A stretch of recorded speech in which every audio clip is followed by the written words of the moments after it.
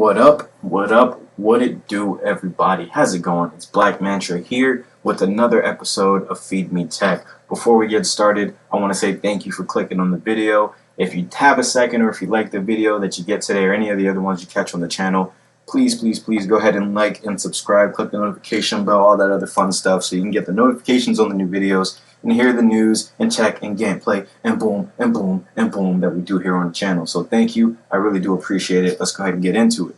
So today I want to go ahead and talk about a game that I think is a little bit minuscule, but I really haven't heard too many people talk about this game, but does not mean it's not a great game. Let's go ahead and talk about Elite Dangerous. Now, yes, that is what you're watching here on the screen. Now, Elite Dangerous is a space game.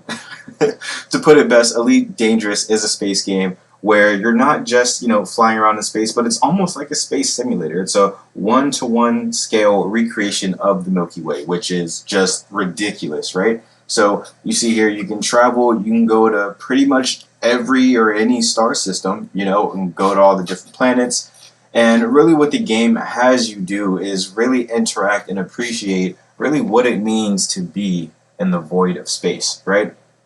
So a couple of things. Now, I think Elite Dangerous is just really a daunting experience for new players to the game. Now, me, myself, I am still definitely in that category of, a very, very new player to this game. I'm still in the starting area of trying this stuff out, getting the hang of the controls.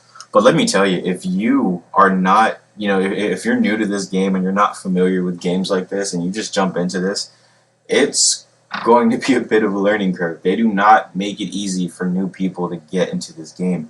Now, to start off with why I think that is, the first reason here is going to be the complex flight control. So you kind of see the way you're moving around. Now, in space, there is no up, down, left, or right. It's really just based off of what, your own perspective is. So in the game, it is a little tricky at first to kind of get the hang of, where you're going, what direction you're going, finding where that is on your map, understanding what your galaxy map and all the other different screens are, the different means of travel and transportation. So not just talking about, the different ships and things like that, we'll talk about later because you have to grind to get those, but just talking about like the different speeds in which you travel. So, there's different types of warp speeds that you can take to get to different, positions in the star system. You'll see different things happen. For example, on the screen, we just warped into a new system and you see that it threw us right to that system's sun.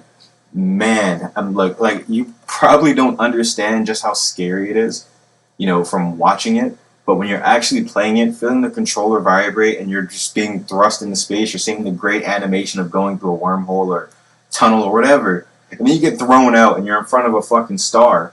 And all of a sudden your ship starts overheating, which is a thing. Your ship can explode, overheat. And so everybody in the game starts out with a starting ship called the Sidewinder. Or something like that. But it's the ship that you see here on the screen.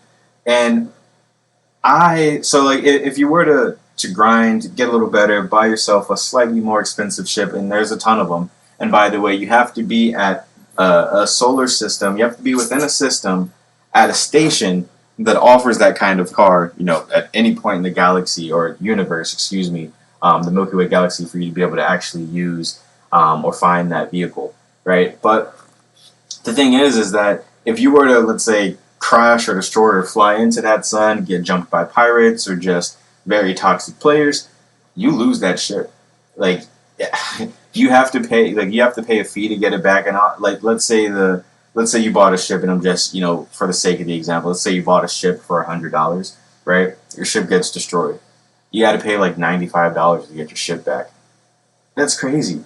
And I get it for experienced players who've been in the game for a while. They have the type of cargo missions and this and that to where they can make a bunch of money off of a few trips in here, and they have a very firm grasp on what they're doing. That's easy. For a new player, that's a lot of work. You're starting to get the hang of the game. You finally get a new ship and you destroy it and you're back in this.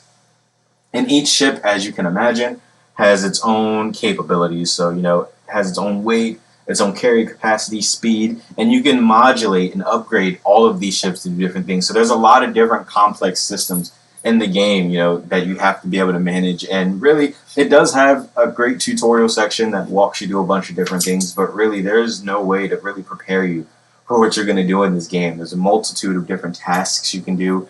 It ranges from, escorting people. You can do, transport of goods. You can go mining. There's different things that you can do here to keep yourself busy. But really, what you're doing this entire time is really just navigating through the void and enjoy. Like, it's a beautiful game to just sit back and enjoy and see the things that are going on in the background here. So that's just another thing. Now, there has been some updates to this game. Obviously, this game has been out for a bit now.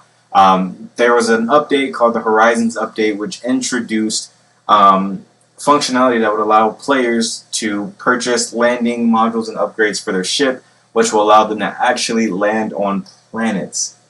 Guys, land on planets.